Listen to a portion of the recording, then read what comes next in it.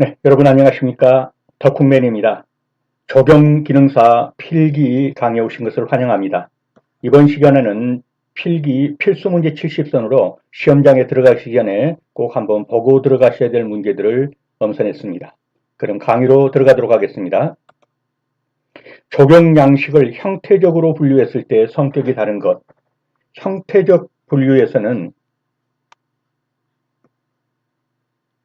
정형식이냐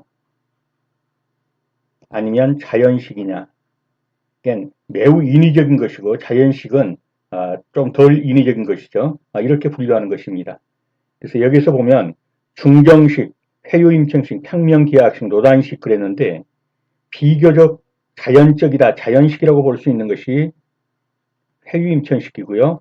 나머지 중정식과 평면기하학식, 노단식은 전부 다 이 셋은 정형식이라고 볼 수가 있습니다. 그래서 정답은 2번이 되겠습니다. 지금 보시면 중정식 수도원 매우 정형적이죠. 인위적이고 평면기하학식 매우 정형적이고 인위적입니다. 노단식 이탈리아 노단식입니다. 이렇게 계단이 하나 둘 또 여기 와서 하나 둘 이런 식으로 노단식이 이탈리아식입니다. 이것들은 매우 한눈에 보기에도 정형적이다. 정형식이다. 그런데 여기 회유임천식은 보시면 거의 자연의 환경하고 비슷하죠. 즉 자연의 환경을 어떻게 한 겁니까? 규모를 좀 줄인 것이다. 이걸 축경식이라고 그러죠. 조금 규모를 줄여가지고 정원으로 만드는 이런 형식. 이것이 일본의 회유 임천식이 되겠습니다. 그래서 적용의 형태적 분류는 정형식 적용과 자연식 적용으로 분리할 수 있는데 중정식, 평면기하학식, 노단식은 정형식 적용이라고 정원이라고 불린다면 회유임천식은 자연식 적용이다. 그렇게 볼 수 있다는 거죠. 이탈리아 정원의 가장 큰 특징은 좀 전에도 보셨지만 이탈리아 정원은 어떻습니까? 이런 계단식으로 되어 있죠. 그리고 여기 이제 나무가 심어졌고 나무가 심어졌고 계단식으로 되어 있다. 그래서 이탈리아 정원의 가장 큰 특징은 노단식 또는 계단식 건축식이다. 이렇게 보시면 되겠습니다. 뭐 예를 들면 자연 풍경식 이런 경우는 뭐 영국 이거는 자연 풍경식은 축경도 아니에요. 그냥 있는 그 상태 그대로를 어떤 그 정원 공원으로 만든 것이죠. 그래서 지금 보시는 이것이 영국의 자연 풍경식 정원이에요. 정원이라기보다 그냥 자연이죠. 자연 풍경식입니다. 이탈리아 노단식 이렇게 계단으로 노단 또는 계단으로 구성되어 있습니다. 그래서 이탈리아 정원의 가장 큰 특징은 노단 건축식이다 또는 계단 건축식이라는 겁니다. 일반적으로 도시의 녹지 계통 중 가장 이상적인 것 정답을 먼저 말씀드리자면 방사환사식이죠. 환상식은 이 고리 환자죠. 이렇게 이런 식으로 도시가 있고 녹지가 있고 도시가 있고 녹지가 있고 이런 식으로 구성된 것이 환상식인데 방사식은 어떻게 된 거죠?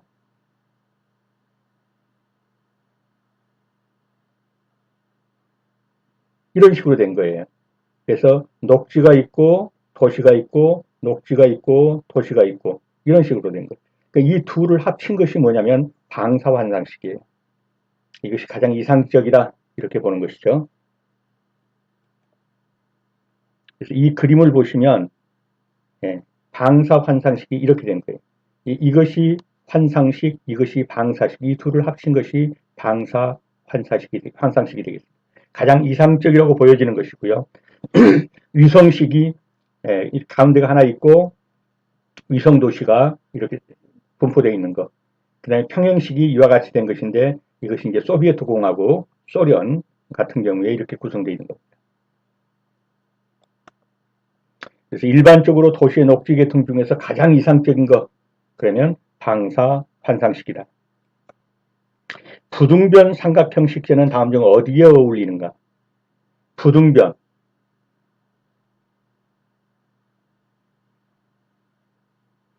이 등변이 하나도 맞지 않는 거예요. 같지 않는 거예요. 이걸 부등변이라고 그러죠. 여기다 한 그루 심고, 여기다 한 그루 심고, 여기다 한 그루 심고, 그러면 뭔가 정형적이질 않고 자연적으로 보이질 않나요? 매우 자연적인 것처럼 보이죠. 그래서 이러한 부등변 삼각형 식재는 어디에 어울리냐 그러면 자연식이라고 말할 수 있고, 정형식 정원의 토피아리, 가로수 공원 이런 것들은 다 정형식이죠. 토피아리 정원은 평상수, 가로수 공원 이런 것들은 정형식이다. 자연식 정원, 부등변 삼각형 그러면 한번 이렇게 떠올려 보시면 그렇죠? 정삼각형 만약에 이런다면 매우 인위적이라고 볼 수가 있죠. 그런데 부등변, 서로의 변이 같지 않은 이렇게 놓고 보면 이것은 자연식과 어울리는 것이다. 그래서 부등변 삼각형이 이러한 거죠. 여기다가 한 그루 심고 여기다가 한 그루 심고 여기다가 한 그루 심고 그러면 매우 자연스럽게 보인다. 그래서 이것이 자연식과 가깝다. 이렇게 본다면 토피어리는 이런 형상수를 새긴 거죠. 토끼 뭐 이런 것들. 정형식 정원은 이러한 것들이 정형식 정원이에요. 매우 인위적이고 틀이 있는 거죠. 그래서 부등변 삼각형은 자연식에 가깝다, 자연식이다 이렇게 보시면 되겠습니다. 부등변 삼각형의 식재는 자연식 정원에 어울린다. 일본 정원에서 가장 중점을 두고 있는 것, 중국은 대비를 많이 중점을 두죠. 그러나 한국이나 일본은 뭐에 중점을 둡니까? 조화에 중점을 많이 둡니다. 그래서 일본 정원에서 가장 중점을 두고 있는 것은 그러면 조화가 되겠습니다. 이건 정답이 틀렸네요. 정답은 1번 조화입니다. 다음 중 임해공업지대에서 가장 강한 수종은 이건 두 가지죠. 임해는 염분에 강해야 하고 공업지대는 공해에 강해야 됩니다. 이 두 가지 조건을 다 갖추고 있는 것이 무엇이냐 이거죠. 염분과 공해에 강한 것. 일반적으로 노래는 들어오죠. 해안가에 주로 많이 심어 있고 해안가 임해공업단지 쪽에 많이 심어 있는 거 이렇게 보시면 동백나무와 흑송이 되겠습니다. 플라타나스나 호랑가시 나무는 강합니다. 공해에 강하죠. 그러나 이제 회향목이라든가 이런 것들이 약하기 때문에 그래서 동백나무, 흑송, 플라타나스, 가시나무 등이 염에 강하고 공해에 강합니다. 여기서 둘 다 강한 것으로 하면 동백나무와 흑송이 임해공업단지에서 강한 수종이 되겠습니다. 그래서 임해공업단지에서는 염분에 강하고 공해에 강한 수종, 주로 상록활엽수죠. 동백, 회양목, 호랑가시나무, 그리고 흑송 이런 것들이 흑송은 침엽수인데도 염분에 강하고 공해에 강합니다. 그래서 임해공업단지에서 가장 강한 수종은 동백과 흑송이 되겠습니다. 환경심리학의 특성이라고 할 수 없는 것. 환경심리학이라는 것은 환경에 따라서 사람의 심리가 어떻게 작동하는가. 이 심리는 눈으로 볼 수가 없죠. 그래서 주로 이것을 행동 양식으로 파악하는 거예요. 그래서 어떤 환경이 주어질 때 어떤 행동, 행태를 하는가. 이것을 연구하는 것이 행동심리학이 되겠습니다. 그래서 환경과 행태의 관계성을 하나의 종합 단위로 연구하는 것이다. 맞죠? 환경이 행태에 미치는 영향을 연구하는 것이다. 맞습니다. 실제적인 문제를 해결하기 위한 이론을 연구하는 것이다. 이건 좀 그렇죠? 이론. 조경, 건축, 도시계획 등과 관련이 깊은 종합과학이다. 맞습니다. 어떻게 조경과 건축과 도시계획, 즉 환경을 만들어주는 것이 어린아이들, 또는 성인들, 어떤 사람들에게 어떤 영향을 미치느냐, 이것과 종합과학이 관련이 깊은. 근데 이게 실제적인 문제를 해결하기 위한 이론을 연구한다기보다 실천적 연구학문이라고 봐야겠죠. 그래서 이 부분은 틀린 지문으로 봐야 할 것 같습니다. 그래서 정답은 3번이 되겠습니다. 환경심리학이란 개인과 환경 간의 상호작용과 영향을 탐구하는 학문으로서 환경이 개인의 행동이나 행복감이나 건강, 인지 능력 등에 어떠한 영향을 미치는지를 연구하는 어떤 실천적 학문이 되겠습니다. 그래서 실제적인 문제를 해결하기 위한 이론을 연구하는 학문이다. 이건 틀린 지문이 되겠습니다. 자연 경관을 인공으로 축경화하여 산을 쌓고 연못계류 수림을 조성한 때야. 축경화. 근데 실제로 산도 있고 연못도 있고 계류도 있고 계곡이죠. 수림도 있어요. 다만 이걸 축소화시켜서 조금 적게 만든 것이다. 이렇게 볼 수가 있죠. 이 대표적인 게 무엇이죠? 그렇죠. 회유 임천식입니다. 임도 있고 수풀이죠. 천도 있고. 예. 그러면서 회유하는 거예요. 다만 약간 줄여놨을 뿐이다. 축경식이다. 회유 임천식이 되겠습니다. 그런데 지금 보시는 이것은 고산수식인데요. 고산수식인데 이것도 다 있지 않느냐. 근데 이건 뭐죠? 물 대신에 뭘 넣은 거예요? 모래. 모래를 쫙 깔아놓고 이런 모양으로 해놓고 이것이 물이다. 이렇게 상징화시키는 거죠. 그래서 물 대신 돌이나 모래 등을 사용해서 바다나 계류를 나타내는 것. 이게 고산수식이에요. 근데 해유임천식은 실제로 물이라니까요. 실제로 저수죠, 호수고 실제로 산이고. 그래서 고산수식과 해유임천식은 다른 거죠. 여기 설문으로 보여지는 것은 해유임천식이 되겠습니다.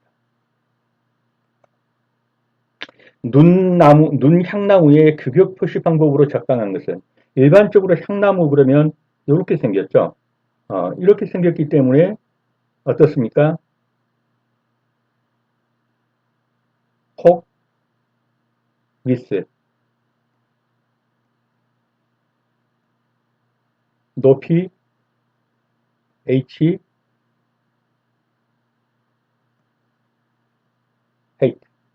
그래서 일반적인 나무는 H, W, B 이 정도로 규격을 알아내면 돼요. 그런데 눈향나무 같은 경우는 이 나무가 옆으로 자랄게요. 옆으로. 그렇기 때문에 이 나무는 HW 외에 뭘 해야 되면 length, 길이. 이 길이가 나타나줘야 돼요. 길이가. 눈향나무의 규격 표시는 이와 같이 하는 겁니다. HW만 가지고 하는 게 아니라 HWL. 그래서 높이, 폭, 길이.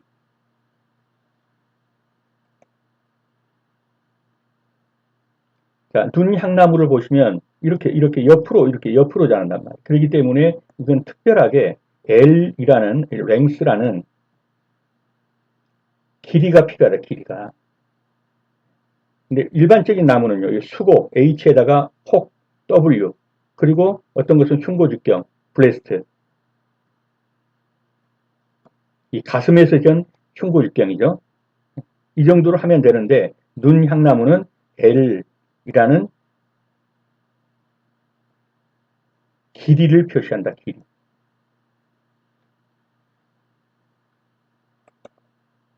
그래서 눈향나무의 규격 표시 방법 HWL입니다. 적용의 대상을 기능별로 분류해 볼 때 자연공원에 포함되는 것은 자연공원이 뭡니까? 우리 동네 뒷산 하나 전체를 공원으로 지정해 버리는 거예요. 저는 원주에 살고 있는데 큰 치악산 그 다음에 저쪽으로 가면 백운산 이게 다 그냥 공원이에요. 공원. 가보면 산이라고 해요. 산. 큰 산이에요.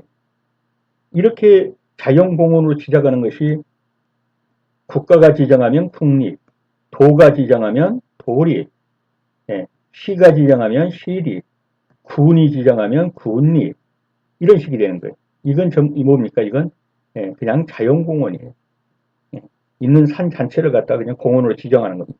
여기서 보면 이 자연공원에 들어가는 건 뭐가 있죠? 네, 국립공원입니다. 그래서 국립, 도립, 시립, 국립공원 이런 것들이 자연공원이 되겠습니다. 그래서 자연공원법상 자연공원은 국립공원, 도립공원, 광역시립공원, 국립공원, 시립공원, 구립공원, 지질공원까지 들어가요. 지질공원까지. 그래서 여기서는 국립공원이 정답이 되겠습니다. 우리나라의 산림대별 특징 수종 중 식물의 분류학상 한대림에 속하는 것. 우리나라가 이렇게 되어 있으면 여기서 제주도까지 극히 남부지방, 요게 이제 소위 말해서 난대림이죠. 네. 그 다음에 거의 대부분의 지역이 온대림입니다. 그리고 이 한경북도 일부 지역하고 강원도의 고산지대, 이것이 소위 말해서 난대림이죠. 이 난대림은 주로 이제 침엽수들이 자란다든가 이러겠죠. 그래서 산림대별 특징 중에서 한대림의 추운 지방에 해당되는 사는 것, 그 수종은 어떤 것이냐 이렇게 묻는 겁니다. 여기 정답은 잎갈나무죠. 이게 침엽수입니다. 이건 한대림에 사는 침엽수입니다. 아외나무, 이건 남부지방이죠. 소나무는 이 중부 쪽, 그 다음에 구실밤나무, 북가시나무, 이거 전부 다 남부지방이 남부 해안가 쪽입니다. 그래서 거의 난대림에 속한다고 볼 수 있을 거예요. 소나무는 온대림이고요. 잎갈나무는 한대림입니다. 정답은 4번이 되겠습니다. 그래서 아외나무는 상록관리업소로서 난대, 소나무는 온대, 구실밤잣나무라든가 북가시나무는 남부 해안가 쪽입니다. 그래서 거의 난대림 쪽이다. 이렇게 보시면 되겠고, 잎갈나무, 이것이 한대림 수종이 되겠습니다.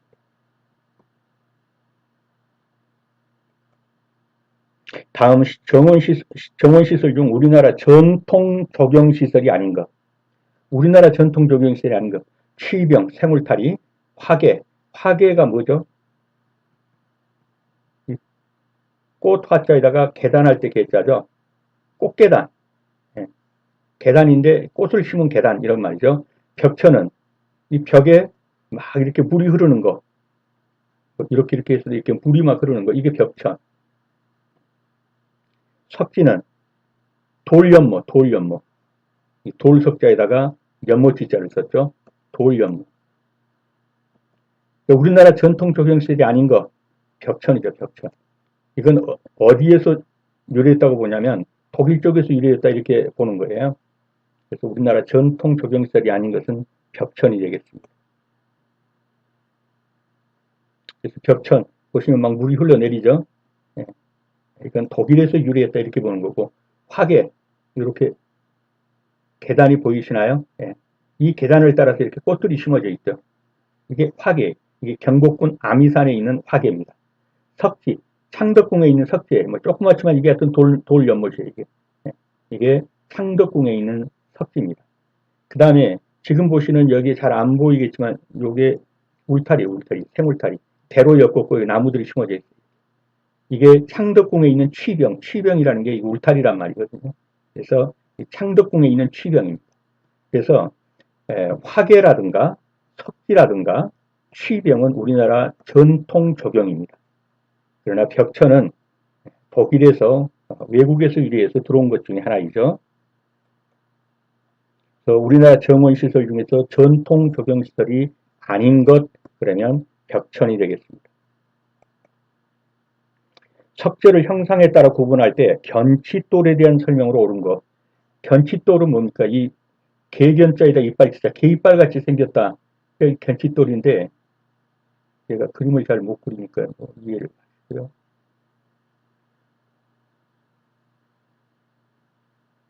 갈수록 이렇게 줄어들어요. 그래가지고 이빨 모양으로 생겼나요?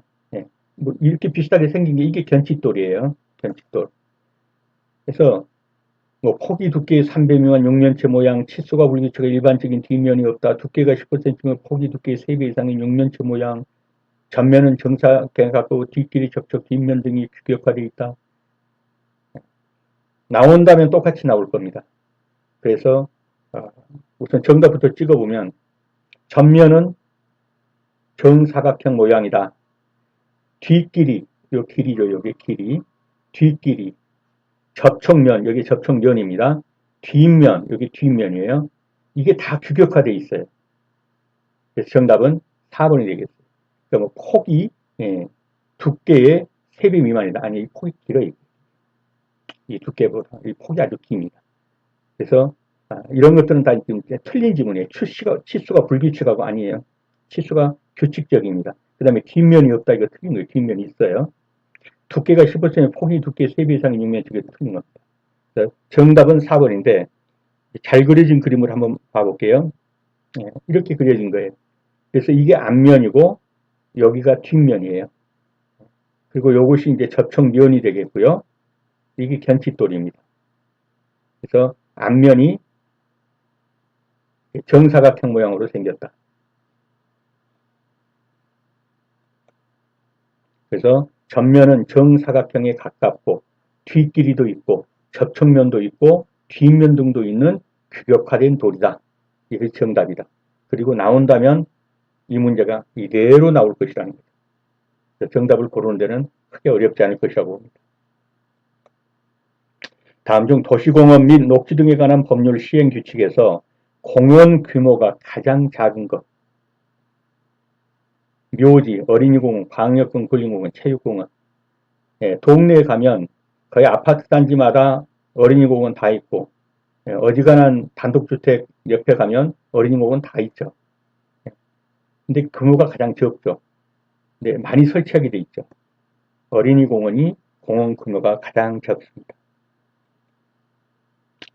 어린이공원은 1,500제곱평방 이상이면 되고요. 체육공원은 1만 평방, 묘지공원은 10만 평방, 광역근린공원은 100만 평방 이상이라 했고 가장 작은 규모는 그 대신 가장 많죠. 어린이공원이 되겠습니다. 1,500평방 이상이면 됩니다. 도시공원 및 녹지 등에 관한 법률 규칙에서 공원 규모가 가장 작은 것은 어린이공원이다. 가로수로서 갖춰야 할 조건을 기술한 것 중에 옳지 않은 것은 자, 공해에 잘 견딘다. 맞죠? 강한 바람에도 잘 견딜 수 있어야 한다. 맞습니다. 여름철에 그늘을 만들고 병충해에 잘 견디는 수종 맞습니다. 그럼 틀린 것은 하나인데 맞습니다. 이게 틀렸어요. 사철 푸른 상록수 맞을 것 같죠? 이게 틀린 거예요. 왜 틀렸냐? 이 가로수는 여름에는 잎이 부성해서 그늘을 만들어줘야 합니다. 그렇지만 겨울에는 어떻습니까?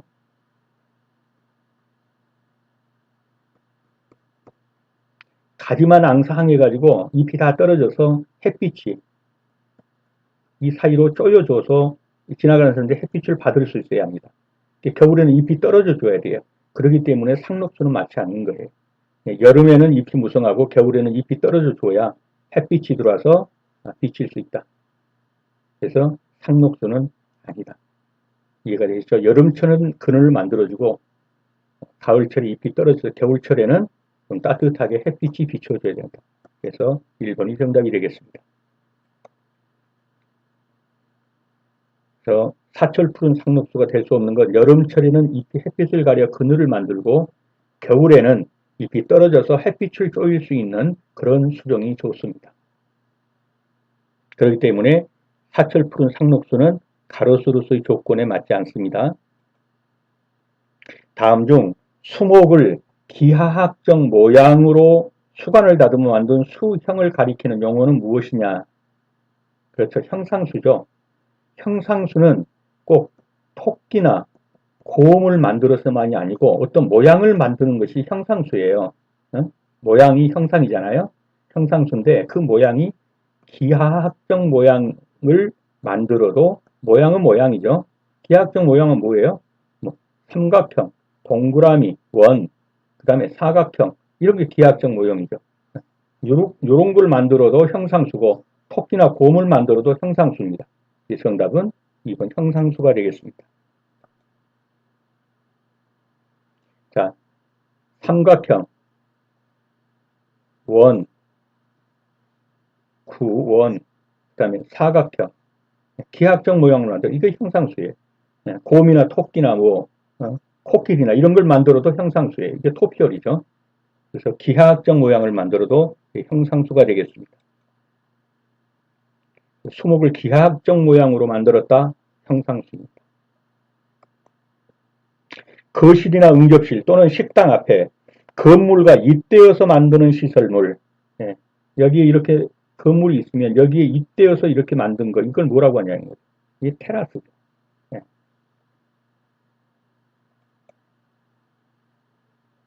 그렇죠? 이렇게 건물이 있으면 여기에 잇대어서 이렇게 만든 거, 이걸 테라스라고 그러죠.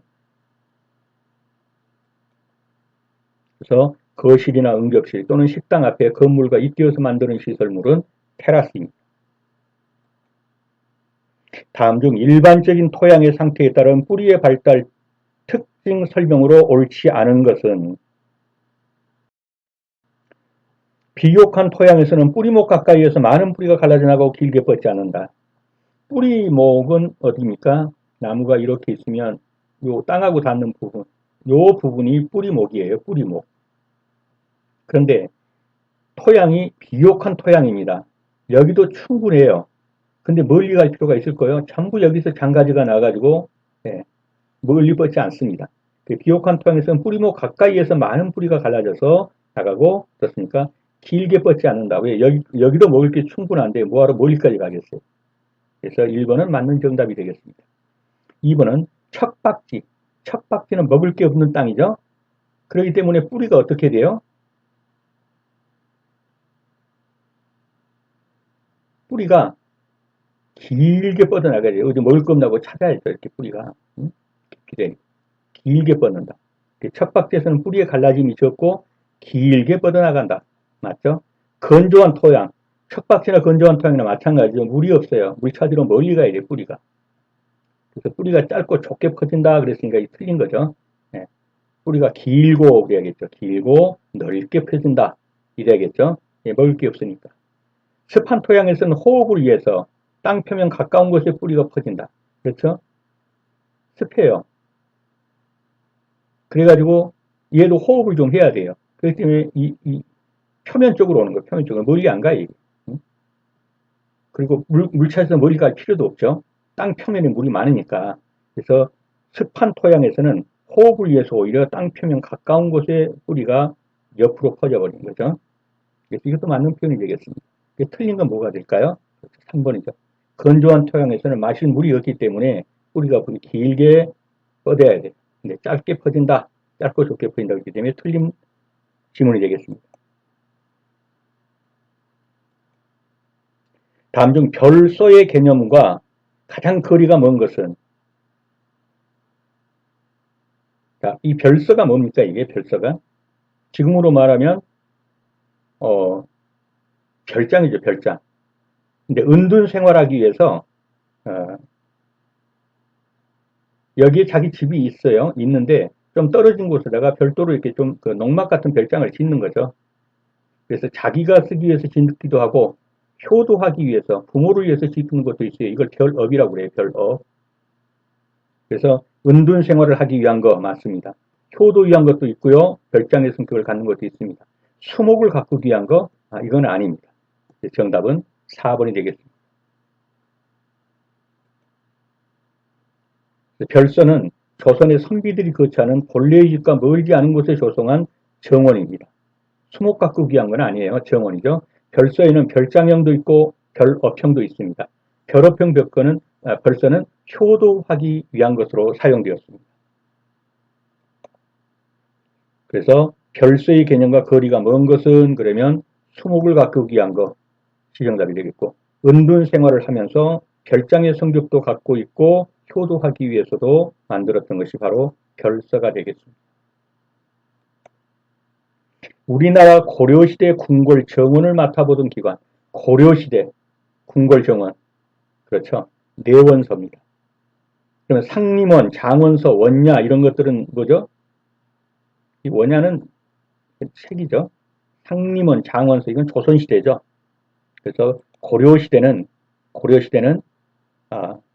궁궐 정원을 맡아보던 기관이 내원서이고요. 상림원은 조선 건국 초기 정원을 관장하던 기관이고 장원서는 조선 세조 때의 장원서로 상림원이 개명된 거예요. 그리고 원야는 명나라 만력 개성에 의해 저술된 조형학 건축학의 고전 이론서입니다. 그래서 이 원야라는 건 뭐냐면 이건 책이에요, 책. 조경학이라는 옛날 책이죠. 지금으로 말하면 조경학 같은 거죠. 조경에 관해 저술한 이 개성이라는 사람이 저술한 명나라 때, 중국 명나라 땅 알렵에 저술한 책입니다.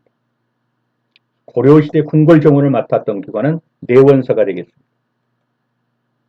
정형식 배식 방법에 대한 설명으로서 옳지 않은 것. 단식, 나무 하나 심는 거죠. 생김새가 우수하고 중량감을 갖는 정형수를 단독으로 심지 하는 것 맞습니다. 대식, 시선 축의 좌우에 같은 형태로 이렇게 해서 같은 나무로 가로 심듯이 이렇게 심는 거. 이걸 대식이라고 해요. 열식, 같은 형태와 종류의 나무를 일정한 간격으로 일직선상에 쭉 심는 거. 이걸 열식. 교호식재, 서로 마주보게 배치하는 식재. 틀렸어요. 어떻게 틀렸을까요? 마주보지 않게 하는 식재. 교호식재란 이 교호는 상 엇갈린다 이런 말이에요. 교호. 예? 그래서 나무 하나를 여기에 심었으면 이쪽은 여기다 심고 이번에는 여기다 심고 여기다 심고 이렇게 마주보지 않게 이렇게 엇갈리게 이렇게 심는 것을 교호식재라고 합니다. 그래서 여기다 하나 심으면 마주보지 않게 이렇게 심고 다 마주보지 않도록 심는 거예요. 그래서 마주보기 심는다 그러면 틀린 거죠. 교호식재는 마주보지 않게 엇갈리게 심는 것이다. 교호식재를 마주보게 배치한다. 그러면 틀렸습니다. 마주보지 않게 엇갈리게 심는다. 중 압축 강도가 kg/제곱센티미터 압축 강도가 가장 큰 목재는 압축 강도가 가장 크다 이런 말은 다른 말로 하면 단단한 목재다 이런 말이겠죠.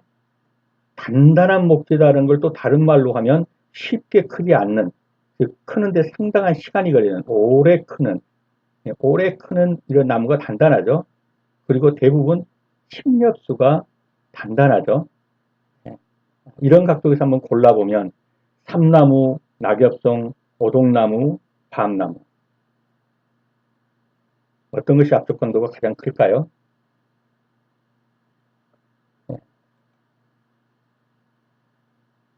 여기에서 그렇죠. 낙엽송은 뭡니까 이게? 침엽수죠. 그리고 나머지는 전부 다 활엽수입니다. 그래서 여기서 압축 강도가 가장 큰 목재는 그러면 침엽수인 낙엽송이 되겠습니다. 압축 강도가 가장 큰 나무는 낙엽송입니다. 홍색 열매를 맺지 않는 수종은 빨간 열매가 아니라는 거죠. 집동나무는 어떻습니까? 집동처럼 생긴 게 까맣죠. 흑색입니다. 그리고 산수유라든가 주목, 사철나무는 빨갛죠. 그래서 집동나무 사촌인 꽝나무 이런 애들은 아주 열매가 까맣습니다. 그래서 홍색 열매를 맺지 않는 수종은 그러면 집동나무가 되겠죠.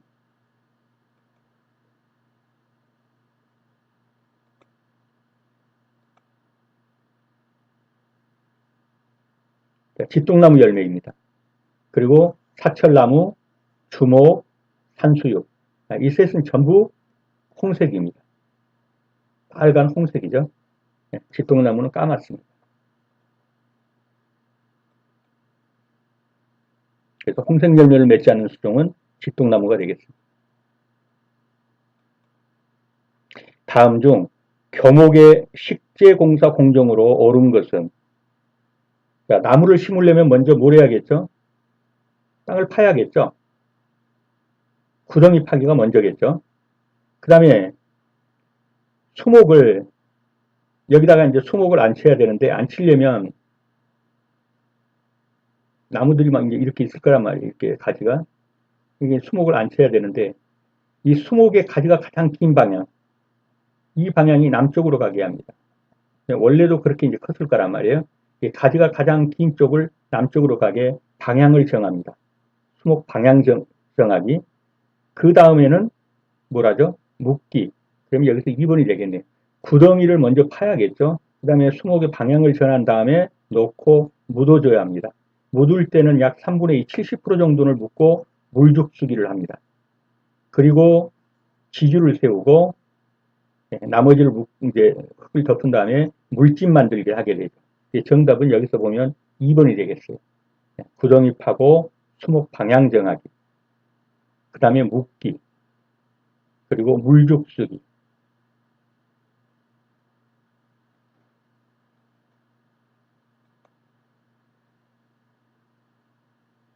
죄송합니다. 죄송합니다. 이렇게 멍크러졌으니까 죄송합니다. 네, 물죽수기. 전체 구덩이의 70% 정도.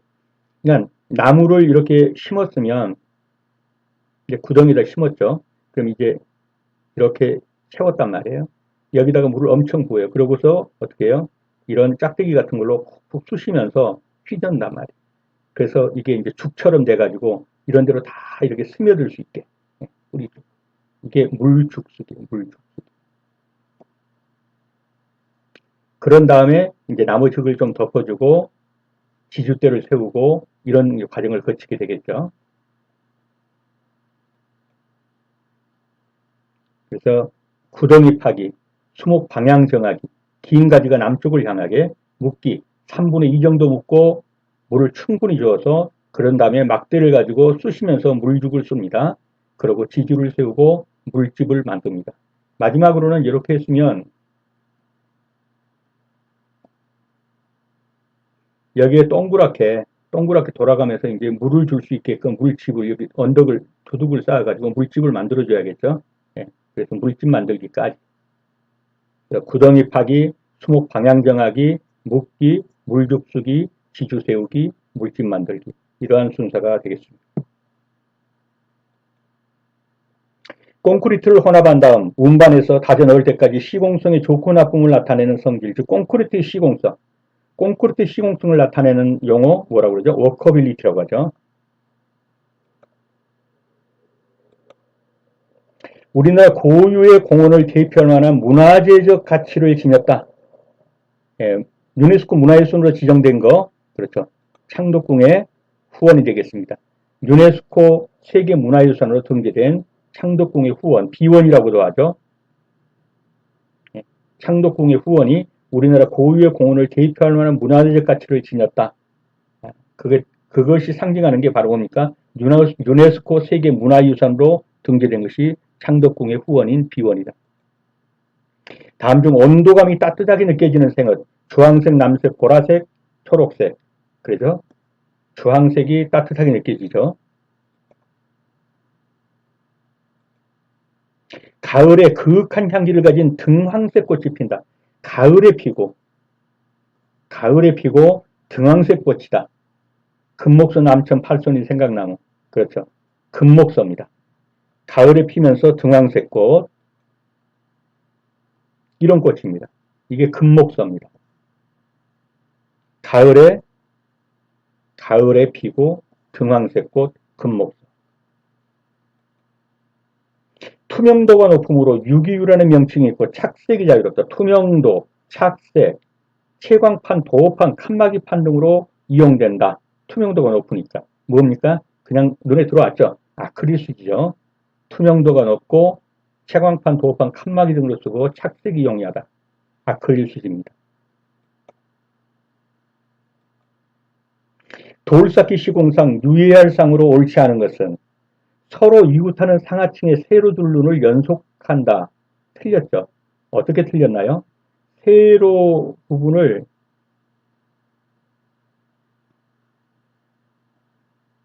이렇게 줄눈을 이렇게 연속하게 해서는 안 돼. 이러면 하중이 이게 하나로 봤다. 이게 어떻게 해야 되죠? 이렇게 있으면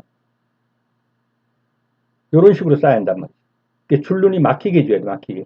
이래야 이 전체에서 하중이 전체로 간다고. 하중이. 예, 그래서 세로 줄눈을 연속하게 한다 그러면 틀렸고요. 돌 쌓기 뒤에 뒤체험을 잘 해야 된다. 예, 앞쪽으로 이렇게 전면으로 보이게 이렇게 돌을 쌓으면 요 뒤쪽에가 많이 이제 빈 데가 있다고. 뒤쪽에. 이쪽에 뒤채우물이 잘해줘야 한다. 석재는 충분하게 수분을 흡수시켜 사용하는 게 좋다. 이래야 시멘트 몰탈 같은 걸 잘 빨아들이고 서로 연계가 됩니다. 그래서 이것이 맞는 표현이 되겠고요. 하루에 1 내지 1.2m로 찰쌓기는 뭡니까? 몰탈을 사용해서 하는 거죠. 그렇기 때문에 너무 높게 쌓으면은 몰탈이 굳기도 전에 너무 높게 쌓기 때문에 어려움이 있어요. 허물어진다든가. 그래서 1 내지 1.2m 이하로 쌓는다. 뭐 할 때는, 찰쌓기 할 때는. 이것도 맞는 표현입니다. 그래서 틀린 것은 1번이 되겠습니다. 자, 그림으로 보죠. 벽돌을 위아래로 엇갈리게 쌓아서 수직 하중을 벽면 전체로 분산시켜서 막힌 줄눈 쌓기를 해야 돼요. 이와 같이 연속적 세로 줄눈 쌓기 이렇게 해서는 안 된다는 거예요. 이거는 안 되는 거예요. 이런 식으로 이렇게 오다 막히고 이렇게 오다 막히고 이 막힌 줄눈 쌓기로 해야지 이 하중이 전체로 받는다. 이렇게 되면 하중이 하나로 받아요. 허물어질 수가 있는 거죠. 그래서 이렇게 하지 않고 이렇게 쌓는다. 그래서 돌쌓기 시공상 유의할 사항으로 옳은 것은 이것이고 틀린 것은 이것입니다. 서로 이웃하는 상하층의 세로 줄눈을 연속하게 해서는 안 된다는 것이죠. 일본 정원에서 가장 중점을 두고 있는 건 아까 본 것 같은데 우리나라와 일본은 조화를 우선시합니다. 그래서 한국과 일본은 조화에 중점을 둔 데 비해서 중국 정원은 대비와 대칭에 중점을 둔다. 다음 중 건축과 관련된 재료의 강도에 영향을 주는 요인으로 가장 거리가 먼 것. 습도, 하중 속도 이건 다 있죠. 재료의 색이 강도에 영향을 주겠나요? 관계없죠. 2번이 정답이 되겠습니다. 적용 계획 및 설계에 있어서 몇 가지 대안이 나오면은 이건 뭡니까? 구상의 단계죠. 만들어 각 대안의 장단점을 비교한 후에 최종안으로 결정한다. 대안에서 최종안 결정, 기본 구상이 되겠습니다. 계획과 설계 과정은 목표를 설정하고 자료 분석 종합해서 기본 구상, 여기서 대안 중에 하나를 설정하는 겁니다. 그리고 그 결정된 대안, 이제 하나의 안이 나왔죠. 이걸 가지고 기본 계획을 만들고 기본 설계를 만들고 실시 설계를 만들고 시공 및 관리를 하고 다 만들어 놓은 다음에 유지 관리를 하는 거죠. 그래서 여기서 대안을 만들어 하나의 대안을 선택한다 그러면 기본 구상이 되겠습니다. 산 울타리용 수종으로 부적합한 것은 산 울타리용이 되려면은 겸목과 간목 중에서 키가 적은 간목 쪽으로 가야겠죠. 그럼 무조건 겸목 쪽은 울타리용으로 맞지 않습니다. 칠렵수는요, 이건 겸목입니다. 그래서 울타리용으로는 맞지 않습니다. 개나리나 꽝꽝나무는 지나무 사촌이죠. 명자나무, 이런 것은 산울타리용으로 맞습니다. 그래서 칠렵수는 이게 겸목입니다. 적게 자랐을 때 더 자란다고요. 겸목이다. 키 큰 나무예요. 그래서 이것은 울타리로 맞지 않죠. 그리고 명자나무, 관목이죠. 꽝꽝나무, 이게 지나무처럼 생긴 거. 근데 이건 사철이에요. 지나무는 겨울에 낙엽이 치는데 얘는 사철입니다. 그래서 명자나무, 꽝꽝나무, 개나리 이런 것들은 울타리용으로 적합합니다. 칠렵수는 겸목으로서 울타리용으로는 부적합합니다. 메치온 40% 유제를 1000배액으로 희석해서 시바르당 6말 20리터짜리 6말을 살포해서 해충을 방지하고자 할 때 유제의 소요량은 얼마인가? 자, 이런 걸 할 때는 유제 1이 들어가면 물이 1000배가 들어간다 이 말이죠. 약제 1이 들어가면 물 1000배. 그러면 여기서 묻는 건 또 약제의 소요량이 얼마냐 물었죠. 모르겠으니까 X라고 놓고 물이 얼마인가 한번 봐보세요. 6마리에 20리터짜리 6마리니까 얼마겠어요? 120리터죠. 120리터는 여기서 묻은 게 밀리리터로 했으니까 1000을 곱해줘야죠. 그러니까 12만 밀리리터가 되겠네요. 네, 내향의 곱은 1000, X는 외향의 곱과 같다. 12만. 이렇게 되죠. 양변을 1000으로 나누면 X는 여기서 1000으로 나누면 D 빼고 120ml가 되겠네요. 그래서 X는 120ml. 이 문제를 푸는데 어렵지는 않겠죠? 예. 유제를 1이라고 넣으면 물 1000배를 부었다. 유제를 X라고 놓고 했더니 물이 12만 ml였다.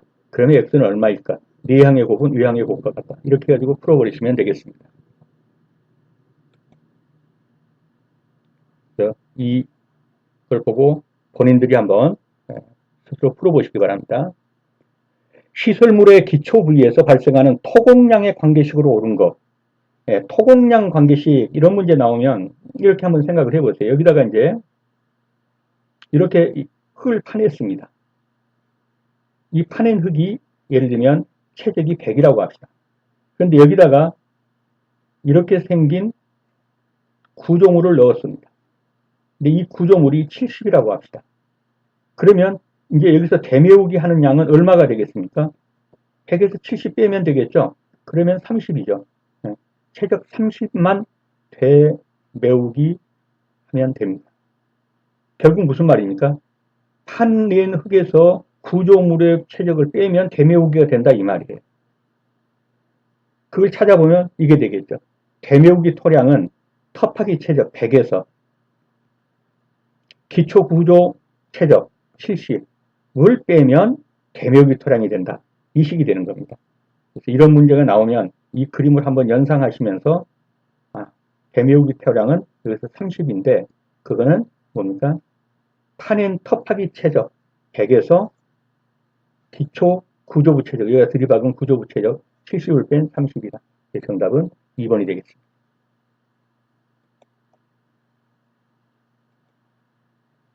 위성식 녹지 계통을 가지고 있는 도시는 어디냐? 여기에 이렇게 하나 있으면 위성 도시가 이렇게 있단 말이에요. 예. 그리고 나머지는 전부 다 이제 뭡니까? 녹지에 녹지. 이 도시를 이렇게 빼고. 이게 위성식 녹지 계통이에요. 이런 도시가 어디냐? 예, 독일의 프랑크푸르트입니다. 그래서 위성식은 이런 식으로 생긴 거예요. 나머지는 전부 녹지고 이렇게 도시가 이렇게 있는 거예요. 그래서 대도시만 적용되는 것으로서 대도시 인구 분산을 위해서 한상 내부에 녹지지를 조성하고 녹지 내 소시가지를 위성적으로 배치한 형태 어디냐? 독일의 프랑크푸르트다. 그래서 기사 시험이나 나오던 문제들이 이제 하향으로 내려오기 시작하는 겁니다. 위성식 녹지 계통을 가지고 있는 도시는 독일의 프랑크푸르트. 인디아나폴리스는 방사식이고, 빈의 산림이 초대지는 환상식이고, 소련의 신도시계획은 아까 봤었죠? 이런 막대기처럼 생기고 평행식. 근데 위성식 녹지 계통은 독일의 프랑크푸르트다. 태칠한 지표면과 잔디 사이에 형성되는 것으로 이미 죽었거나 살아있다 하더라도 뿌리, 줄기, 가지 등이 서로 얽혀가지고 있는 유기층. 그래서 물도 제대로 들어가지 않아서 나중에는 죽게 되는 것. 이런 것들이 이제 태치인데. 이 문제가 나온다면 똑같이 나올 겁니다. 이건 기사시험에 나온 문제인데 똑같이 나올 거예요. 정답부터 말씀드리면 이거예요. 스캘핑이 뭐냐 하면은 잔디를 깎다가 흙까지 파버려서 죽어버리게 되는 경우예요. 이런 게 스캘핑이에요. 스캘핑과 태치는 달라요. 이게 태치에 대한 설명이에요. 그래서 태치층에 병원균이나 해충이 기거하면서 피해를 주고 그래도 덤불같이 막 이렇게 생겼단 말이에요. 이게 죽거나 죽으려고 해도 그게 푹신푹신해요. 그래서 운동할 때 안정성은 줘요. 소수성인 태치의 성질로 인해서 토양으로 수분이 전달되지 않아서 국부적으로 마른 지역을 형성하고 그 위에 잔디가 이제 결국 말라 죽게 되는 게 이게 태치인데 스캘핑하고는 다른 거죠. 그래서 한겨울에 스캘핑을 생기게 한다? 이거는 아니에요. 그래서 이것은 기사 문제에서 나오는 국부적인 문제인데 이제 이런 문제가 현실적으로 기능사 시험에 나온 겁니다. 나오게 된다면 똑같이 나올 거니까 스캘핑하고는 다르다. 그 정도만 알아도 정답을 고를 수는 있겠습니다.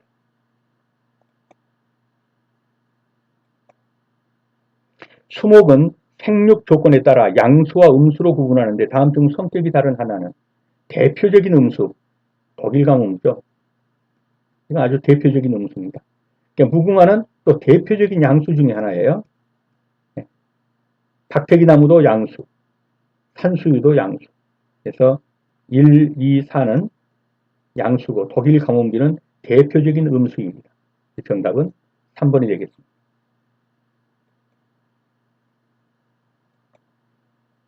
적용수목 중 아항산가스에 강한 수종은 아황산가스에 강하다, 즉 공해에 강하다.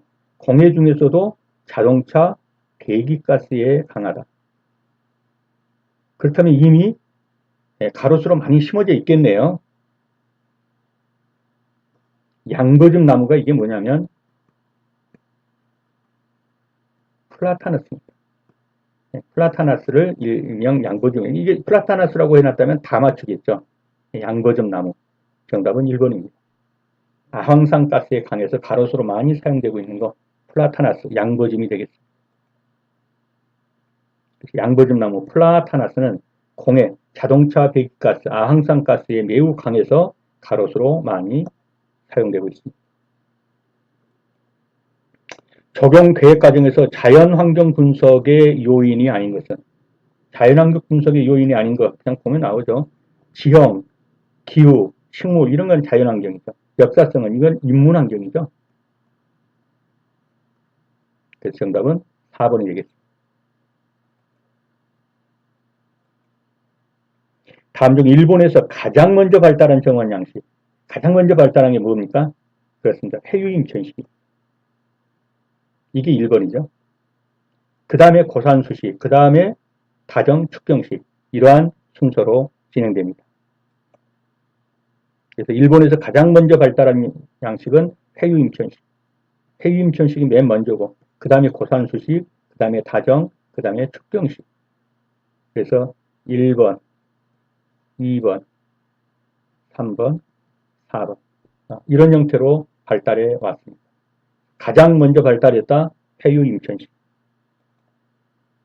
공공의 적용이 크게 부각되기 시작한 것. 원래 적용은 고대 시대 때는 딱 막혀서 오픈하지 않았죠. 자기 집 내부에서 적용을 했단 말이죠.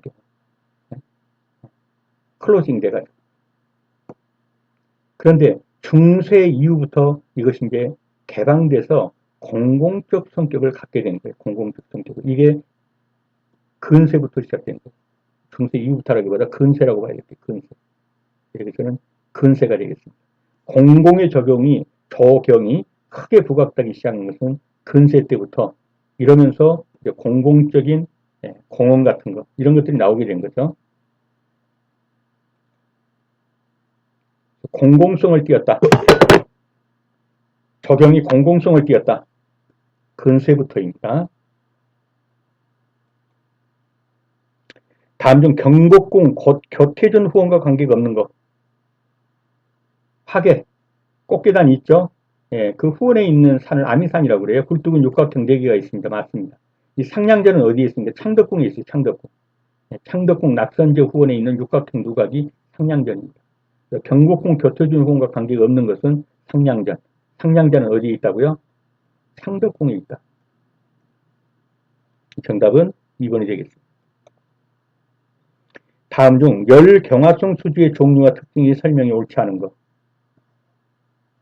열경화성 수지. 페놀 수지. 강도, 전기전환성, 내산성, 내수성 모두 양호하나 내알칼리성이 약하다. 맞는 지문입니다. 멜라민. 이 멜라민은 주로 뭐 중국집 짜장면 그릇 이런 거 생각하시면 될 거예요. 요소 수지와 같으나 경도가 크고 내수성은 약하다. 내수성이 약하다는 건 좀 의문이 있지만 어떻든 맞는 표현으로 볼 수 있습니다. 실리콘 수지, 열 절연성이 크고 그래서 전기 제품 같은 거 많이 들어가죠. 내약품성, 내우성이 좋으며 내우성이라는 것은 부식되지 않는다는 거예요. 전기적 성능이 우수하다고 전기 제품이 많이 사용되죠. 그러면 우레탄 수지, 투광성이 크고 우레탄이 투광성이 있나요? 막나요? 그러면 티티하죠. 내우성은 양호하다. 이건 맞죠. 썩지 않죠. 착색이 자유롭다. 이것도 틀렸죠. 이건 전체적으로 틀린 질문이에요. 이건 무엇을 지금 말하고자 하는 거예요? 이건 지금 아크릴 수지의 성격을 지금 얘기하고 있는 거예요. 수강성 크고 내우성 양호하고 착색 자유롭다는 지금 아크릴 수지에 대한 내용입니다. 우레탄 수지가 아니죠. 이 정답은 3번이 되겠습니다.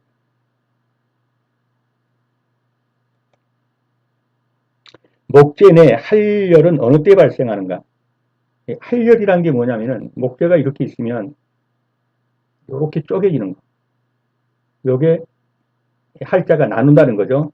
어떻게 열을 지어서 쭉 일직선 거 이렇게 쭉 쪼개지는 거. 이걸 할열이라고 해요.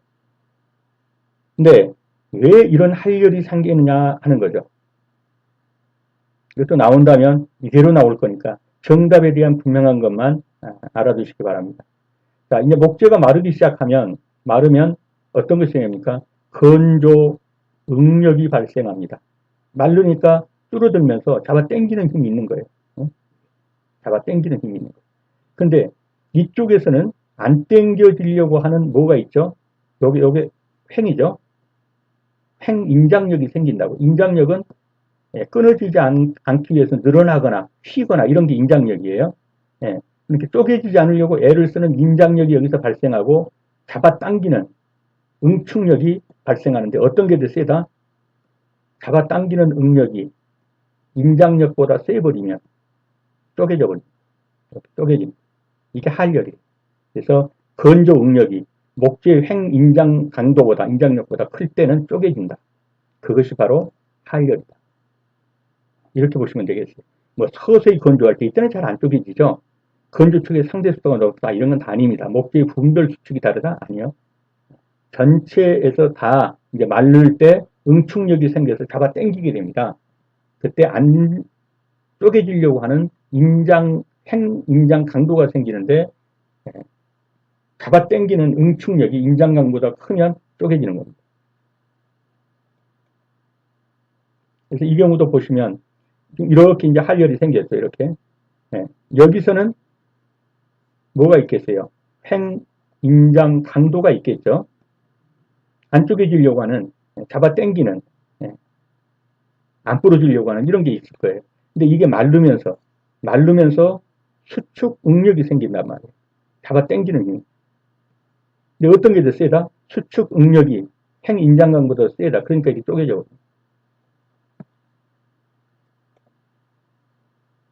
시멘트의 각종 시험과 연결이 옳은 것은 이것도 기사 시험이나 나오던 문제가 이제 기능사 시험으로 하향했습니다. 이거 다 하려면 어렵습니다. 이 문제는 나온다면 이대로 나올 겁니다. 시멘트의 각종 시험과 연결이 옳은 것은 시멘트가 부피 체적이 얼마나 늘어나느냐 이걸 시험해 보는 게 이거예요. 안정성 시험, 오토클레이브 시험입니다. 그래서 안정성 시험, 오토클레이브 시험 4번이 정답이고 비중 시험은 뉴사델리 시험이에요. 뉴사델리 시험, 비중병 요게 비중 시험이에요. 분말도 시험은 브레인법입니다. 브레인법. 그 다음에 길모아 장치는 응결 시험이에요. 길모아 장치가 응결 시험. 이걸 완전히 알기에는 쉽지 않아요. 그렇기 때문에 정답만이라도 확실하게 알고 나온다면 찍는 수밖에 없어요. 안정성 시험. 이 시멘트가 굳어가는데 얼마나 안정성이 있느냐 해서 그 팽창도를 보는 거예요. 그래서 오토클레이브 시험이 팽창 시험인데 안정성 시험은 오토클레이브 시험으로 한다. 이 정도만 논도장을 찍어두시기 바랍니다. 다음 시멘트의 종류 중 혼합 시멘트가 아닌 것. 혼합 시멘트에 논도장을 찍어두십시오. 혼합 시멘트 나온다 이것밖에 없으니까. 플라이애시, 고로슬래그, 포틀랜드 포졸란 시멘트. 이것이 혼합 시멘트예요. 그 다음에 알루미나 시멘트하고 팽창 시멘트. 이거는 뭐냐면 특수 시멘트예요. 특수 시멘트 이거 두 가지밖에 없으니까. 근데 나오는 건 맨날 이게 나오죠. 알루미나 시멘트. 이건 특수 시멘트라고. 그래서 이 혼합 시멘트하고 다르는 거죠. 그래서 알루미나 시멘트는 특수 시멘트다. 다음 중 교통표지판의 색상을 결정할 때 가장 중요하게 교통표지판은 잘 보여야죠. 잘 보이려면 명시성이 있어야 합니다. 조형을 목적으로 한 전정을 가장 잘 설명한 것은 자, 전정 중에서는 생육을 목적으로 하는 것도 있을 거고요. 어떤 조형미를 살리기 위한 것도 있을 거예요.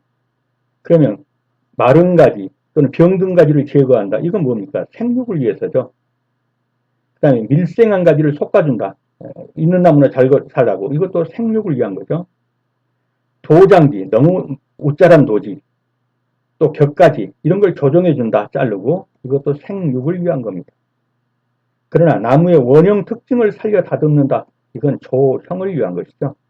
나무의 원형대로 어떤 조형을 갖기 위해서 원형의 특징을 살려 다듬는다. 이건 조형을 목적으로 한 전정이 되겠습니다. 정답은 4번이 되겠습니다. 다음 파이스토플라스마에 의한 수목병은 파이스토플라스의 대표적인 그 수목병이 뽕나무 오갈병입니다. 파이토플라스마 그러면 대표적으로 뽕나무 오갈병이고 그 외에 제추나무 빗자루병, 오동나무 빗자루병 이런 것이 파이토플라스마예요. 파이토플라스마의 수목병은 뽕나무 오갈병, 제추나무 빗자루병, 오동나무 빗자루병. 그래서 파이토플라스마에는 대표적인 수목병, 뽕나무 오갈병이 되겠습니다. 다음 설계도면 중 2차원의 평면을 나타내지 않는 것. 평면도, 단면도, 상세도 이건 다 2차원적이죠. 투시도는 이건 3차원 투시도죠. 입체적이고요. 그래서 투시도는 3차원이다. 3차원의 입체적 도면이다. 토양의 입경 조성에 의한 토양의 분류를 무엇이라고 하느냐. 입경 조성 이건 함량비 이렇게 보시면 돼요. 즉 점토가 얼마나 섞였고 사토, 사질토가 얼마나 섞였고 이런 거예요.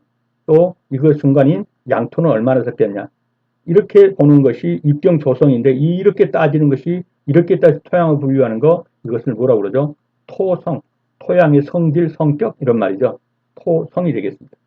그래서 토양은 모래, 미사, 점토로 이루어져 있고 그 입경 조성, 함량비에 따라 결정되는 토양의 종류. 그래서 점토가 많으면 식토, 모래가 많으면 사토, 그 중간은 양토. 이것을 토성이라고 한다. 토성의 입경 조성, 일본 말이죠. 함량비에 따라 토양을 분류하는 것을 토양의 성격, 성질, 토성이라고 한다. 건물의 벽색이 연녹색일 때 어떤 색으로 표시를 해야 가장 명시성이 두드러지느냐. 색상도에 의하면 여기에 주황색이 있다 그러면 가장 멀리 있는 색, 이게 가장 서로 같이 놓으면 두드러지는 거죠. 이런 관계를 우리가 이제 보색 관계라고 하는 거죠. 보색 관계. 그럼 연녹색일 때 보색 관계에 있는 것은 주황색입니다. 그래서 연녹색에 주황색을 놓으면 가장 두드러지는 거죠. 건물의 벽색이 연녹색일 때 어떤 색으로 표시를 해야 되냐. 주황색으로 표시를 하면 가장 두드러져서 잘 보인다. 상점의 간판에 세 가지의 조명을 동시에 붙여서 백색광을 만들려고 한다. 이때 필요한 세 가지의 기본 색광은 무엇이냐? 조명. 그러면 쉽게 말해서 빛의 삼원색을 찾아라. 이런 말이죠. 빛의 삼원색. 빛은 더하면 더할수록 어떻게 되죠? 흰색 쪽으로 수렴을 하죠. 하얀색 쪽으로 갑니다. 그러나 색상은요. 색의 삼원색을 더하면 어두워져서 거의 검정색에 가깝게 되죠. 빛은 더하면 더할수록 밝은 색이 됩니다. 그리고 빛의 삼원색은 빨초파죠. 그래서 빨강, 초록, 파랑이 되겠습니다. 그래서 빨초파가 빛의 삼원색이고 갈수록 밝아지는 특성을 가지고 있다. 그에 비해서 색의 삼원색은 빨로파입니다. 갈수록 어두워지는 색상을 갖는 것이 색의 삼원색. 여기서 묻고 있는 것은 빛의 삼원색을 묻죠. 조명이라고 했으니까요. 그래서 빨초파가 되겠습니다. 그래서 조명, 빛의 삼원색, 빨초파. 4번이 정답이 되겠습니다. 다음 중 색의 대비에 관한 설명이 틀린 것은 보호색인 색을 인절시키면 본래의 색보다 채도가 하나 탁해 보인다. 틀렸죠. 어떻게 틀렸나요? 자, 여기 색에서 가장 먼 거. 예를 들면 여기가 노랑이면 그 색이 여기가 검정이죠. 이 두 색을 같이 놨을 때 어떻습니까? 색의 대비를 놓으면 이 채도가 훨씬 더 선명해 보이죠. 채도는 선명성이에요. 선명성. 예, 훨씬 더 탁해 보인다고 내가 틀린 거예요. 선명해 보이는 겁니다.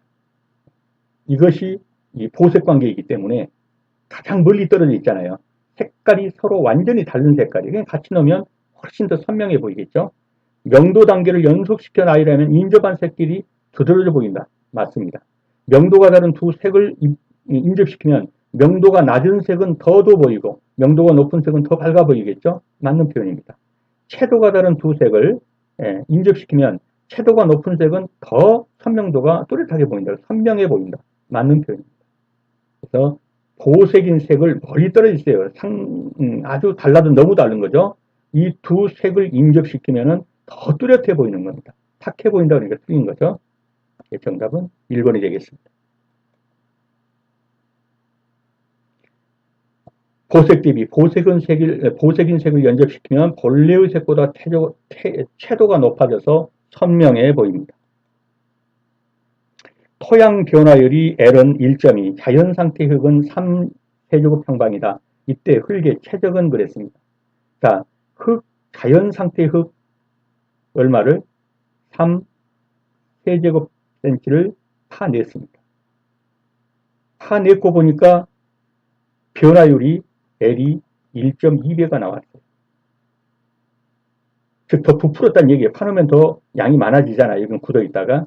그러면 이 최적 변화율이 1.2면 이거 얼마가 되겠나요? 파놓고 보니까 3.6이 되겠죠. 예.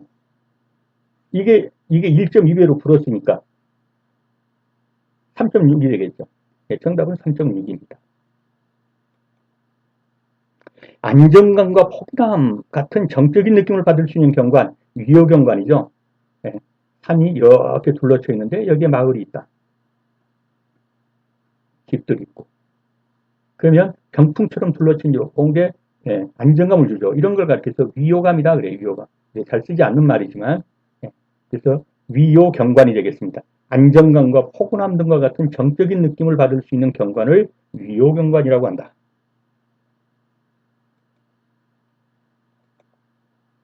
화강암에 대한 설명 중 옳지 않은 것.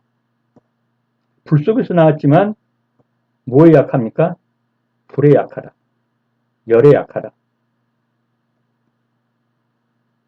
이게 특징이에요. 마모성은 우수합니다. 구조재료도 사용합니다. 내화도가 높아 틀렸습니다. 불에 약하예요. 그래서 가열하면 균열이 생깁니다. 그래서 틀린 거예요. 전리는 이렇게 이렇게 층이 있다는 얘기예요. 그렇기 때문에 뜨면은 어때요? 이렇게 떠지는 거예요. 이렇게. 근데 전리가 거리가 비교적 커서 그러면 큰 판재를 생산할 수 있겠죠. 이런 큰 판재를 이렇게 떠지니까. 그래서 이것도 화강암의 특성입니다. 그래서 틀린 것은 내화도가 높아가 틀린 겁니다.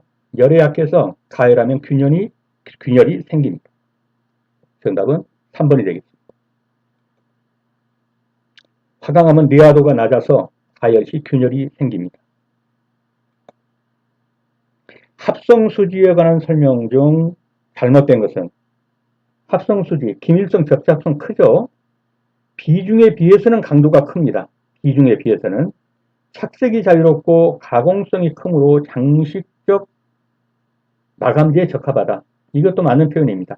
내마모성이 보통 시멘트 콘크리트에 비교하면 극히 적어. 극히 적다까지는 몰라도 적은 건 사실이죠. 이게 맞는 표현 같고요. 앞에까지는. 바닥 재료로는 적합하지 않다. 이 부분이 틀린 표현입니다. 우레탄 같은 경우에 어떻습니까? 이런 합성수지는 바닥 재료로 지금 엄청 많이 쓰이고 있죠. 그래서 바닥 재료 적합하지 않다라는 것은 우레탄이나 뭐 타일 같은 경우 이런 경우에도 합성수지로 많이 쓰입니다. 그래서 이 부분은 틀린 겁니다. 정답은 4번이 되겠습니다. 합성수지, 예를 들어 우레탄 등은 바닥재로서 적합성이 좋아서 이제 많이 사용되고 있기 때문에 4번 지문은 틀린 지문입니다. 토양의 단면 중 낙엽이 대부분 분해되지 않고 원형 그대로 있다. 그러면 L층이죠. L층, F층, H층 이렇게 있으면 이건 원형 그대로 지금 존재하고 있는 것을 L층이라고 합니다. 지금 보시다시피 맨 위가 L층, 그 다음에 F층, H층인데 L층은 그대로 있고 F층은 약간 삭기는 했지만 육안으로도 형질을 볼 수가 있어요. 나뭇잎인지 아닌지 이런 것들을. 그 다음에 H층에 가면 완전히 형질을 잃어버리고 까만 이제 그런 그 토양이 돼버린 거죠. 까맣게. 이게 H층입니다. 그리고 이제 A, B, C, D층으로 가서 이제 모암층, 모암층이 깨진 게 이런 C층, 모재층. 그래서 이렇게 토양을 이루는 것이 되겠어요. 그래서 지금 여기서는 L층, F층, H층을 보고 있는 겁니다. L층은 낙엽이 대부분 분해되지 않고 원형 그대로 쌓이는 층이 맨 위에 있는 L층이고 그 밑에 있는 F층은 낙엽이 분해는 되지만 다소 원형을 유지해서 식물의 조직을 육안으로도 확인할 수 있는 정도, 이것이 F층이고 H층은 전부 부패되어서 유기물층으로 흑갈색을 띤 이제 흙같이 돼버렸어요. 토양같이. 이게 H층입니다. 여기서 묻는 거는 낙엽이 대부분 분해되지 않고 원형 그대로 있다. L층이 되겠습니다. 로마의 조경에 대한 설명으로 알맞은 것은, 자, 우선 로마 그러면 뭡니까? 고대입니다. 고대 조경을 생각하셔야 하고요. 집의 첫 번째 중정은 오조명 식재를 하였다. 주택정원은 그리스도와 달리 외향적인 구성이었다. 집의 두 번째 중정은 가족을 위한 사적 공간이다. 겨울 기후가 온화하고 여름 휴양지로 시원해서 노단형의 별장이 발달하였다. 우선 찾을 수 있는 것 찾으면 노단형 별장은 이탈리아가 로마하고 이제 뭐 비슷하죠. 근데 노단형 별장은 언제부터 생긴 거예요? 중세 이후부터 생긴 거예요. 그러니까 여기서 고대하고는 맞잖아요. 이건 틀린 지문이죠. 그 다음에 주택의 정원은 그리스도 달리 외향적인 구성이었다. 이 고대 시대는 외향적이지 않아요. 꽉 막혀 있어요. 그래서 외향적 구성이었다. 이 부분도 틀려 있어요. 그 다음에 집의 첫 번째 중정은 오저명 식재를 하였다. 이 부분은 좀 어려운데요. 오저명 식재를 한 것은 이거 후원이에요. 후원. 오저명 식재는 이런 거예요. 이렇게 하고 여기다 한 그릇 심든지 또는 이렇게 하고 여기다 한 그릇 심든지 이런 게 오저명 식재예요. 이 오저명 식재 후원에 있어요. 후원에. 그리고 첫 번째 주택정원은 공적이에요. 근데 두 번째는 가족을 위한 사적 공간이에요. 이 부분이 맞는 거예요. 나온다면 이대로 나올 겁니다. 그래서 이대로 나올 때 두 번째 중정이 가족을 위한 사적 공간이다. 이 부분이 맞다. 이것을 직시하시면 돼요. 그래서 집의 두 번째 중정은 가족을 위한 사적 공간이다. 이것이 맞는 표현이다. 나머지는 다 틀린 표현이다. 자, 이제 고대 로마에 이걸 한번 보면 이게 지금 뜯어놔서 개방형 같이 원래는 이게 다 막혀있죠. 폐쇄적이죠. 폐쇄적이에요. 근데 이제 내부를 보기 위해서 뜯어놓은 거죠. 첫 번째 후원의 오조명 식재는 여기에 있는 거예요. 여기 일정원에 있는 게 아니고요.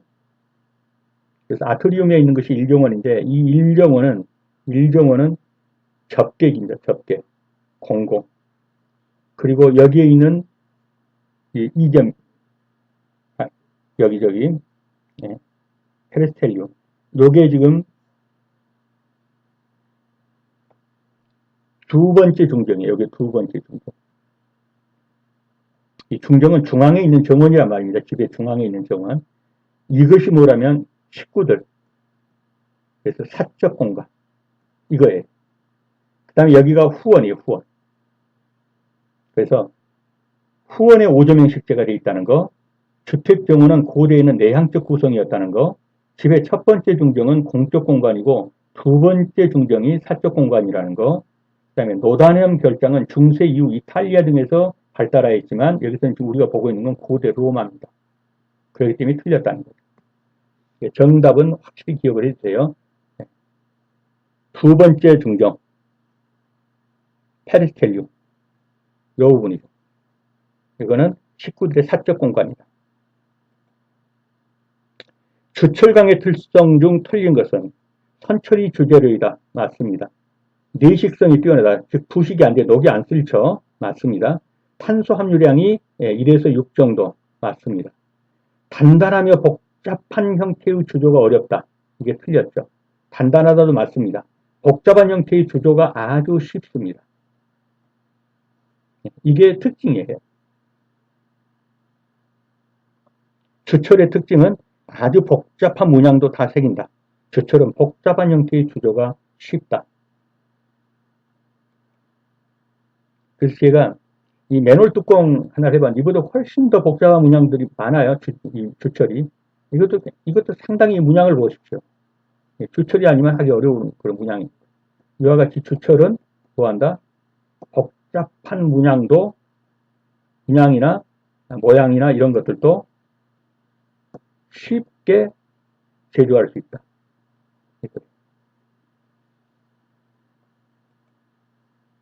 옥상 정원을 만들 때 배합하는 경량 재료로 사용하기 가장 어려운 것은 옥상 정원을 만든다.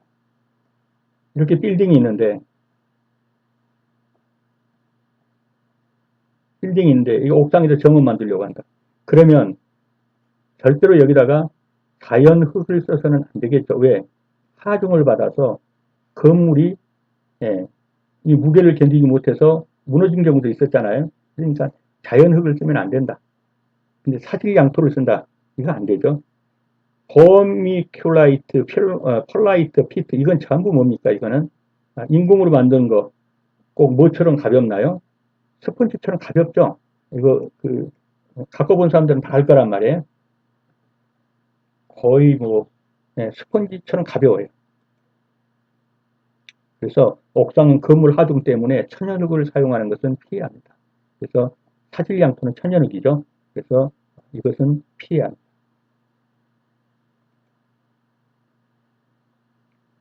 버미큘라이트 한 박스 들어도 든 것 같지도 않죠. 펄라이트 피트머스, 요건 이끼 말린 거지, 이끼 말린. 종이보다 더 가볍습니다. 다음 중 물풀의 나무가에 해당되지 않는 것은 물풀의 나무가에 해당되는 것, 안 되는 것. 이 문제도 나온다면 이 순서까지 이대로 똑같이 나올 겁니다. 계속 그렇게 나왔으니까요. 물풀의 나무가에 해당되는 것, 요게 물풀의 나무고요. 미선나무, 광나무, 이팝나무. 식나무만 아니죠. 그렇기 때문에 정답은 4번이 되겠습니다. 물풀의 나무과 식물, 짓동나무, 광나무, 개나리, 물풀의 나무, 이팝나무, 미선나무 이런 것들이 물풀의 나무과입니다. 이건 다 물풀의 나무과. 식나무는 아니다. 그럼 식나무는 어떤 과일까요? 가리약과입니다. 가리약.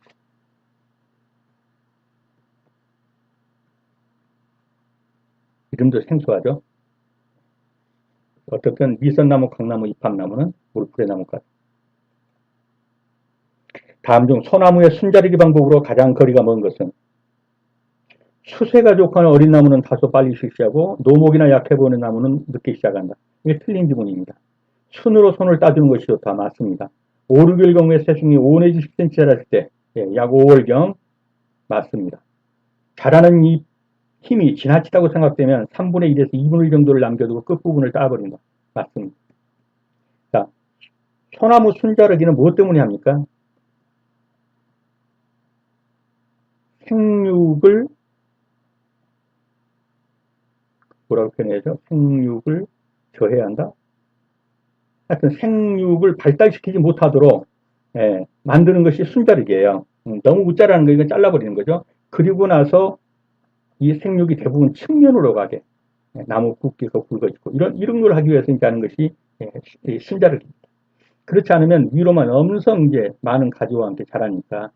그래서 1번이 왜 틀렸냐면 수세가 좋거나 어린 나무는 다소 빨리 실시하고 이렇게 다소 늦게 실시하고 노목이나 약해 보이는 나무는 다소 빨리 실시한다. 이렇게 거꾸로 된 거예요. 그래서 1번이 틀린 겁니다. 수세가 좋거나 어린 나무는 다소 늦게 순자라기를 하고 노목이나 약해 보이는 나무는 조금 빨리 순자라기를 해준다.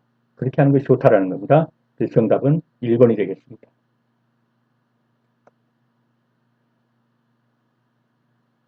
그래서 순자리기는 수세가 좋거나 어린 나무는 일주일 정도 빠르게 내가 늦게 시작하고 노목이나 약해 보이는 나무를 빨리 실시한다.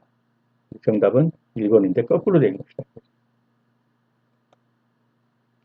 해가 지면서 주위가 어둑해질 무렵 낮에 화사하게 보이던 빨간 꽃이 거무스름해 보이고 초록색 물체가 오히려 밤이 되니까 어두워지니까 밝게 보인다. 이러한 원리를 뭐라고 하냐? 그렇죠. 푸쿠키미의 현상이라고 합니다. 푸쿠키미의 현상. 푸쿠키미가 발견했다고 해서 푸쿠키미의 현상입니다. 이건 한번 읽어보시고요. 밤이 되면 오히려 빨간색보다 푸른색이 더 잘 보이더라. 다음 중 중국 4대 명원에 포함되지 않는 것은 자권, 사자림, 졸종원, 창랑정. 중국 4대 명원은 이 세 가지에다가 유언을 더한 것. 이것이 중국의 4대 명원이죠. 이름이 난 정원이란 말이죠. 그래서 사자림, 졸종원, 창랑정에 유언까지 들어가면 4대 정원이 되겠습니다. 그래서 창랑정은 송나라 시대, 사자림은 원나라 시대, 졸종원은 명나라 시대, 유언은 청나라 시대. 그래서 이거다가 유언을 더해서 4대 명언이라고 합니다.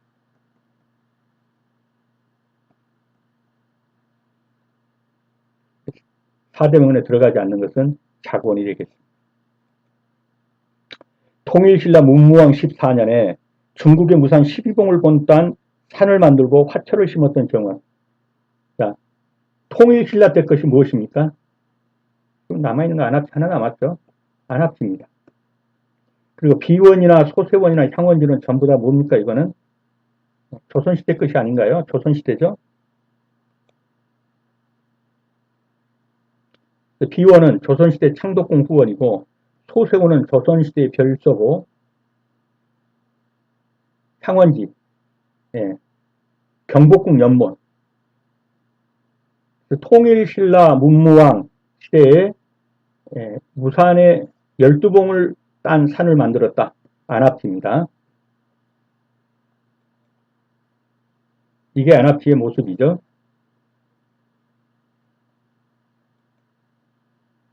도시공원 및 녹지 등에 관한 법률 시행 기준은 도시의 소공원 공원시설 부지면적 기준은 공원시설, 뭐 벤치를 놓는다, 이런 시설이죠. 이런 시설이 몇 프로를 차지해야 되냐 하는 거예요. 근데 소공원은 20% 이하입니다. 어린이 공원은요. 어린이 공원 같은 데는 많죠. 60% 정도를 만들어줘야 돼요. 왜냐하면 놀이터 이런 것들이 다 그 시설이기 때문에. 그래서 소공원은 20%만 20%다. 소공원은 보시다시피 소공원은 20%, 어린이 공원은 60%입니다. 시소, 무슨 놀이, 기구 이런 것들을 만들기 때문에 훨씬 더 시설이 많죠. 하지만 소공원 같은 경우는 어떻습니까? 그저 벤치 몇 개 놔주고 주로 거기에서 이제 운동도 하고 뭐 이런 거겠죠. 돌아도 다니고. 이게 소공원입니다. 소공원은 20% 미만입니다. 그래서 도시공원, 소공원은 100분의 20 이하로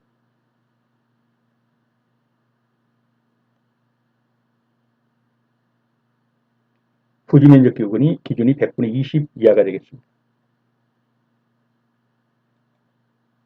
네, 수고 많으셨습니다. 여러분의 합격을 기원합니다. 감사합니다.